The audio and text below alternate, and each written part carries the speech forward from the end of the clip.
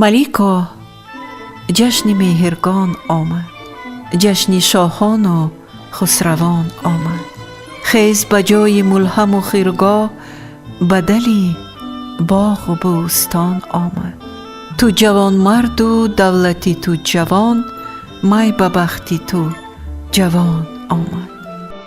این بیت های چون پرنیان روان و لبریز از فرح استاد ابوعبدالله رودکی ما را با خورشید روبرو می کند، از جشن مهرگان خبر می دهد. جشن مهرگان ایدیست خیلی پرشکوه و پرغلغله می گذشته است. آن جشن بسا معروفی نیاگان ماست. از روی شعرهای شاعران و تاریخ نگاران معلوم می شود که این عید خیلی پرشکوه و با دبدبه برپا می شده است. اگر در فصل بهار نوروز جشن بزرگ و لبریز از شادی و نشاط باشد، در فصل تیر ماه مهرگان چون خورشید تابان عید کرده می شد. دانشمند پردان ابوریحان بیرونی مهرگان را در اثرش آثارالباقیه چنین شرح داده است: مهر ماه روز اول آن هرمزدروز است و روز 16 روز مهر است که عید بزرگی است و به مهرگان معروف است که خزان دوم باشد و این عید مانند دیگر عیدها برای عموم مردم است و تفسیر آن دوستی جان است. و گویند که مهر نام آفتاب است و چون در این روز آفتاب برای اهل عالم پیدا شد، این است که این روز را مهرگان گویند.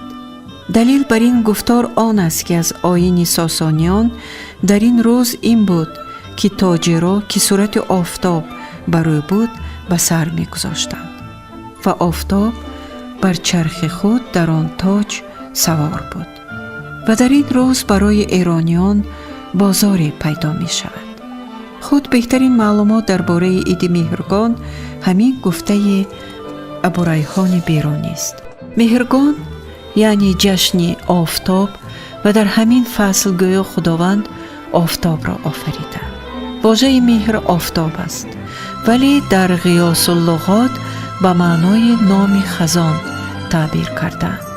در آن کتاب محمد غیاث الدین چنین معلومات داده است: مهر محبت و به معنی آفتاب و نام ماه شمسی که آن را به هندی کتیک گویند و نام روز 16 و هر ماه شمسی و در این قران السعدین مصرع آمده از مهر شده هم به مهر.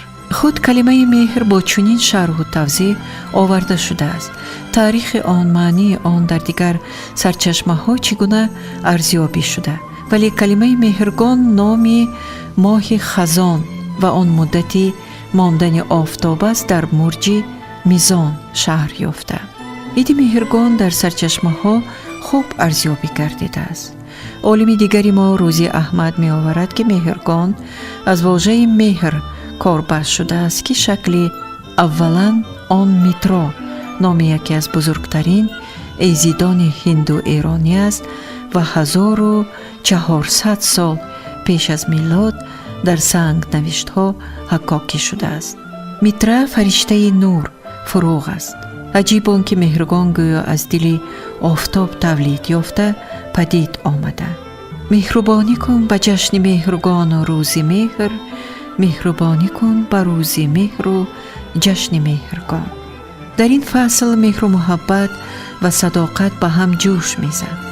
عالم باستانشناس یوسف شاه یعقوب در کتابچه گاهنامه اوسطی نسبت عید مهرگان می آورد که دسترخوان مهرگان نسبت به نوروز غنی تر بود. در نوروز در 5 روز اول خوراک گوشتی ممکن نبود، زیرا بی جان نمودن حیوان ها منع است. در مهرگان 10 چارپایان بزرگ و خرد کشته می شدند و خوراک های گوشتی، میوه های گوناگون و مینوشی خیلی زیاد بود.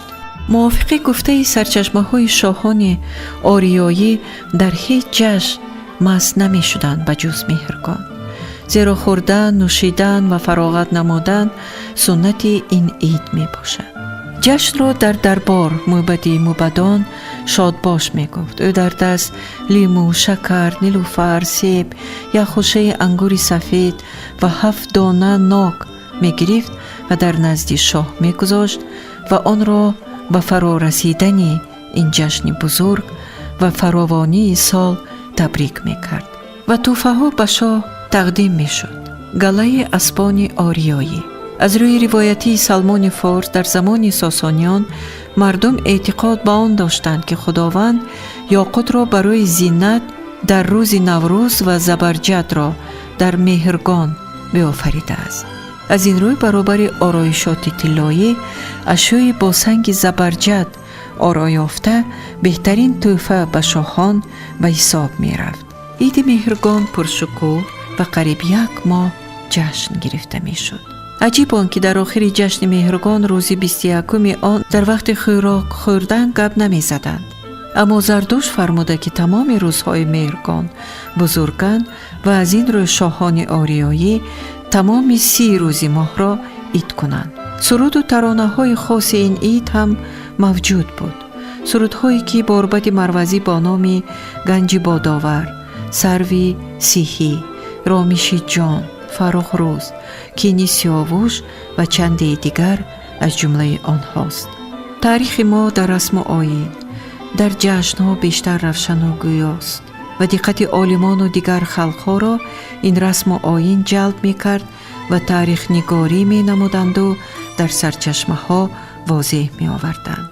این عید تا اندازه بزرگ بود که اصطلاح عرب آن را نتوانست از میان ببرد. چطوری که از سرچشمه ها معلوم می شود در زمان سامانیان و بعد آنها غزنویان و سلجوقیان تا اصطلاح مغول در تمام ایران زمین از آسیای صغیر تا مرز چین این عید با شکوه و شهامت پیشین جشن گرفته می شد. می نگارد عالم باستانشناس یوسف شاه یعقوب. از تاریخ این عیدها آگاهی می یابیم و شادمان می شویم. هر عید هر جشن هدف داشته، وقت و ساعت داشته.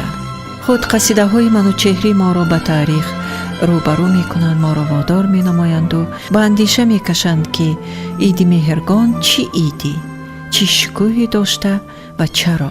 شاد باشید که جشن مهرگان آمد. بانگ آوای دورایای کاروان آمد. کاروان مهرگان از خزران آمد یا از اقصای بلادی چینستان آمد. نه از این آمد بالله، نه از آن آمد که از فردوسی برین و از آسمان آمد. مهرگان آمد، خان در بگشایدش، اندر آرید و تواضع بنمایدش. مهرگان از روی تحقیقات عالمان از 24 سپتامبر تا 23 اکتبر را در بر می گرفته است. مهر مهرگان چون خورشید تابان امروز هم به دل ما شادی و نشاط می آورد و با مهر ما آن جشن نیاگان را یاد می کنیم و می گوییم. مهرگان آمد گرفته فالش از نکو مثال، نیک روز و نیک جشن و نیک وقت و نیک فال.